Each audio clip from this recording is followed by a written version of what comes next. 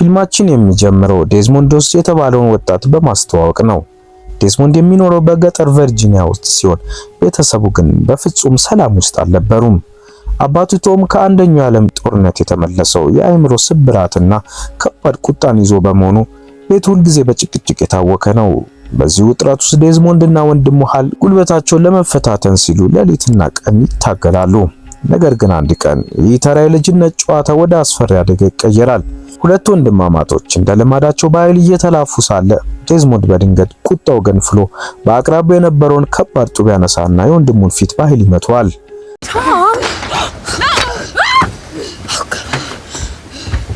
ሃል ደሙ እየፈሰሰው መሬት ላይ ተዘረረ። በዛች ቅጽበት አካባቢው ጸጥ አለች። ዴዝሞንድ ወንድሙ በገዛ እጁ ለህልፈት መቃረቡንና እየሞተ መሆኑ ሲረዳ መላ አካላቱ በፍርሃት ይንቀጠቀጣል። በንጋጤ ወደ ኋላ እያፈገፈገ ግድግዳው ላይ የተሰቀለውን አትግደል የሚለውን የአስርቱ ትእዛዛት የሃይማኖት ምስል በትኩረት ይመለከታል። ያ የደም ጠብታና የጸጸት ጅራፍ የዴዝሞንድን አእምሮ ለዘላለም ቀየረው። እዛው የቆሰለ ወንድሙ ፊት ቆሞ ራሱን እየረገመ ለአምላኩ አንድ የማይታጠፍ ቃል ገባ። ከዛሬ ጀምሮ በፍጹም በምንም ምክንያት የሰውን ህይወት አላጠፋም። ነገር ግን ይህ ቃል ኪዳኑ ወደፊት በሚሊዮን የሚቆጠሩ ጥይቶች በሚዘንቡበት የዓለም ጦርነት መሃል ትልቅ ፈተና እንደሚሆንበት ገና አላወቀም ነበር። ከዓመታት በኋላ ዴዝሞንድ ደግና ትልቅ ሃይማኖተኛ ወጣት ሆኖ ያድጋል። አንድ ቀን በቤተ ክርስቲያኑ አቅራቢያ አንድ አስፈሪ አደጋ ይከሰታል። የአካባቢው ሰው ከባድ ነገር ተጭኖበት ደሙ ይፈሰዋል። ሌሎች ሲደናገጡ ዴዝሞንድ ግን በፍጥነት በመንቀሳቀስ ቀበቶን እንደ መሳሪያ በመጠቀም ደሙን ያቆምለትና የሰውየውን ህይወት ያድነዋል። ሰውየውን ወደ ሆስፒታል ይዞት በሄደበት ወቅት እዛ በሚደረገው የሕክምና ሂደት ይማረካል። በዛው የቅጽበት ዶሮቲ ከተባለች ቆንጆ ነርስ ጋር አይን ላይን ይጋጫሉ። ዴዝሞንድ ወዲያውኑ በፍቅር ይወድቃል። እሷን እንደገና ለማየት ሲል ብቻ ደም በፈቃደኝነት እየለገሰ ወደ ሆስፒታል የሚሄድበትን ሰበብ መፍጠር ይጀምራል። ሁለቱ በፍጥነት በጥልቅ ፍቅር ይወድቃሉ። ዴዝሞንድም ህይወቱን ሙሉ ከሷ ጋር ለማሳለፍ ይወስናል። ነገር ግን በዙሪያቸው ያለው ዓለም እየተቀየረ ነበር። ሁለተኛው ዓለም ጦርነት እየተፋፋመ ነው። የዴዝሞንድ ወንድም ሃልን ጨምሮ ከከተማ ያሉ ብዙ ወጣቶች በፈቃደኝነት ወደ ጦር ሰራዊት እየገቡ ነው። ዴዝሞንድ የሰላም ደጋፊ ቢሆንም አገሩን የማገልገል ትልቅ የሞራል ግዴታ ይሰማዋል። ሌሎች ስለሱ ነፃነት ሲዋጉ እሱ በሰላም ቤት ውስጥ መቀመጥ አልፈለገም። የሰውን ህይወት ማጥፋት ሳይሆን ማዳን ስለሚፈልግ የጦር ሜዳ ሕክምና ረዳት ሆኖ ማገልገል እንደሚችል ያስባል። ዶሮቲ በጣም ብትፈራም በውሳኔው ትስማማለች። እሱ ወደ ወታደራዊ ስልጠና ከመሄዱ በፊትም ከመጀመሪያው ወታደራዊ ፍቃድ ላይ ለመጋባት በደስታ ይስማማሉ። ዴዝሞንድ ፎርት ጃክሰን የጦር ሰፈር ይደርሳል። በሳጅን ሃውል ስርም ይመደባል። መጀመሪያ ላይ ዴዝሞንድ በአካል ብቃቱና በክህሎት በጣም ጎበዝ ወታደር መሆኑን ያሳያል። ነገር ግን ችግሩ የሚጀምረው የጠመንጃ ስልጠና ላይ ነው። ጠመንጃ ሲሰጠው ዴዝሞንድ መሳሪያውን ለመንካት እንኳን ፍቃደኛ ሳይሆን ይቀራል። ይህ ሳጅን ሃውልንና ካፒቴን ጎልቨርን በእጅጉ ያስደነግጣል። ለመዋጋት ፍቃደኛ ያልሆነ ወታደር በጦር ሜዳ ላይ የሌሎችን ህይወት ለአደጋ የሚያጋልጥ ነው ብለው ያምናሉ። ካፒቴን ግሎቨር ዴዝሞንድን በአእምሮ ህመም ምክንያት ከሰራዊቱ ለማሰናበት ይሞክራል። ነገር ግን ዴዝሞንድ ጤነኛ መሆንና እንደ ሕክምና ረዳት ብቻ ማገልገል እንደሚፈልግ በመግለጽ ፍቃደኛ ሳይሆን ይቀራል። ዴዝሞንድን በህጋዊ መንገድ ማሰናበት እንደማይችሉ ሲረዱ የጦር አዛዡ በራስ ፍቃደኛ እንዲለቅ ህይወቱን ሲኦል ለማድረግ ይወስናሉ። ሳጅን ሃውል ሌሎች ወታደሮችን በዴዝሞንድ ላይ ያነሳሳቸዋል። ዴዝሞንድ ፈሪ እንደሆነና በጦርነት ጊዜ እንደማይረዳቸው ይነገራቸዋል። ብዙም ሳይቆይ ዴዝሞንድ ይገለላል። ከባድ ስራዎች ይሰጡታል። በይፋ ይዋረዳል። እናም አንድ ቀን ምሽት ሌሎች ወታደሮች ተኝተው ሳሉ እሱን በጭካኔ ይደበድቡታል። ሰውነቱ ክፉኛ ቢጎዳም ዴዝሞንድ የደበደቡትን ሰዎች ስም ለመናገር ፈቃደኛ ሆነም። ይህም አብሮት የሚተኛውን ስሚት የተባለውን ወታደር በዝምታ እንዲያከብሩ ያደርገዋል።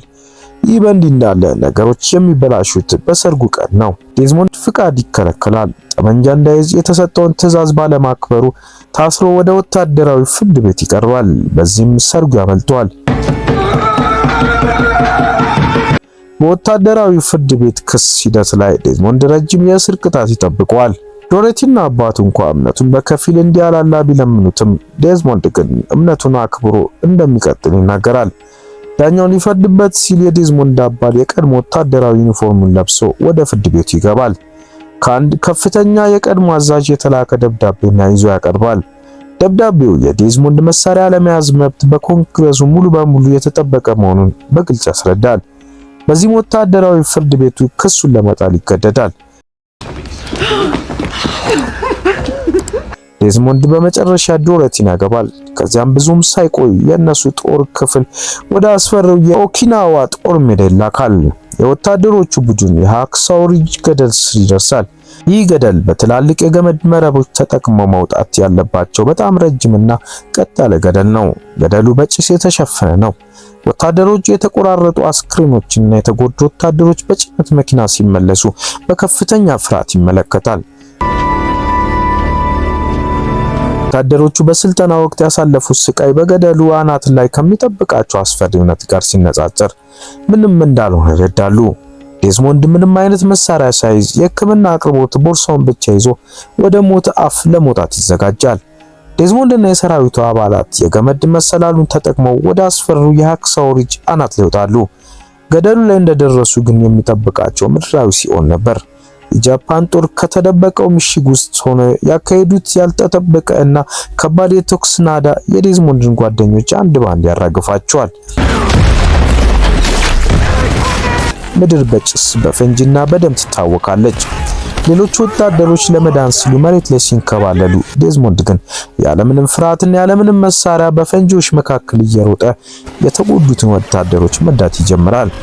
ቀደም ሲል በስልጠና ወቅት ሲያናድዱት የነበሩ ወታደሮች ሳይቀር ሕይወታቸውን ለመታደግ ደሙንና ጭቃውን እየተጋፈጠ የመጀመሪያ እርዳታ ያደርግላቸዋል። የአሜሪካ ጦር ከባድ ጉዳት ስለደረሰበትና የጃፓን ወታደሮች ጥቃት ስለበረታባቸው የጦር አዛዦቹ ወደ ገደሉ ግርጌ እንዲያፈገፍጉና ትዕዛዝ ያስተላልፋሉ። የቀሩት ወታደሮች በሙሉ የገመድ መሰላሉን ተጠቅመው ወደ ታች ይወርዳሉ። ነገር ግን ዴዝሞንድ ከላይ በደርዘን የሚቆጠሩ ቆስለው መንቀሳቀስ የማይችሉ ጓደኞች መተው እንደሌለባቸው ቢነግራቸውም ፈቃደኛ ሊሆኑ አልቻሉም። በዛች አስፈሪ ምሽት የጃፓን ወታደሮች የተረፉትን ለመግደል ሜዳውን በሚያስሱበት ወቅት ዴዝሞንድ ብቻውን ገደሉ ላይ ይቀራል። ከባድ ድብደባ አጋጥሞት የነበረው ጓደኛው ስሚቲ ክፉኛ ቆስሎ ያገኘዋል። ዴዝሞንድ ሊያድነው ቢሞክርም ስሚቲ በእጆቹ ላይ ሕይወቱ ያልፋል። ይህ ህመም ዴዝሞንድን የበለጠ ያጠነክረዋል። ወደ ሰማይ ተመልክቶ እባክህ አምላኬ አንድ ተጨማሪ ሰው እንዳድን እርዳኝ እያለ መጸለይ ይጀምራል። እቅዱ በጣም አደገኛ ግን ቀላል ነበር። ዴዝሞንድ በጨለማው ተደብቆ በጦር ሜዳው ላይ ይሳባል። የቆሰሉትን ወታደሮች በጀርባው እየተሸከመ ወደ ገደሉ ጫፍ ያመጣቸዋል። ከዚያም በስልጠና ወቅት የተማረውን ልዩ ወታደር አሰቃቂ የገመድ አስተሳሰር ዘዴ በመጠቀም እያንዳንዱን የቆሰሉ ወታደሮች ለብቻው እያሰረ በገደሉ ላይ ወደ ታች ያወርዳቸዋል። ከታች ያሉት ወታደሮች አንድ በአንድ በገመድ የሚወርዱትን የቆሰሉ ጓደኞቻቸውን ሲመለከቱ ማመን ያቅታቸዋል። ዴዝሞንድ ለአንድም ሰዓት ሳይበላና ሳይጠጣ ሌሊቱን ሙሉ ይህንን አስደናቂ ተግባር ይደጋግመዋል።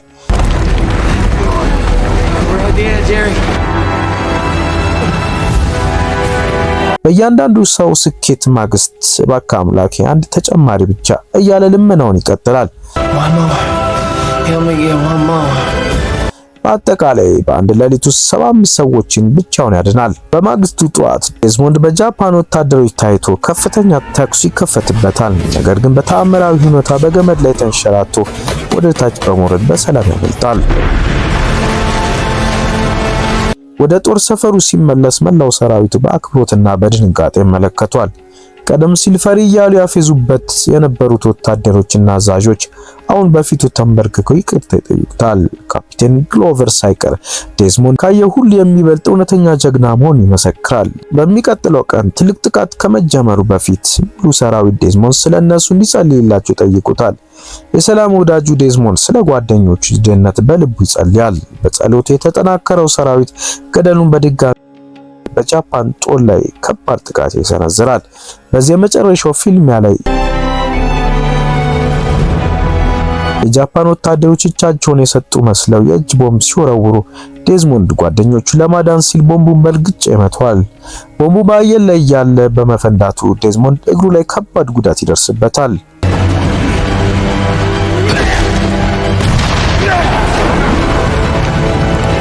በመጨረሻም አሜሪካውያን ሃክሳው ሪጅን ሙሉ በሙሉ ይቆጣጠራሉ። ዴዝሞንድ በቃሬዛ ተጭኖ ወደ ታች ሲወርድ ወታደሮች ሁሉ እንደ ንጉስ በአክብሮት ይመለከቱታል። በቃሬዛው ላይ ሆኖ ወደ ሰማይ ሲመለከት በእጁ የያዛት የባለቤቱ የዶሮቴ መጽሐፍ ቅዱስ በኩራት ይታያል። ቤተሰቦች ይህን እውነተኛና ልብ የሚነካ ታሪክ ከወደዳችሁት ቪዲዮን ላይክ ማድረጋችሁን፣ ሐሳባችሁን በኮሜንት መግለጻችሁንና ቻናሉን ሰብስክራይብ ማድረጋችሁን እንዳትረሱ። በቀጣይ ቪዲዮ እስከምንገናኝ መልካም ጊዜ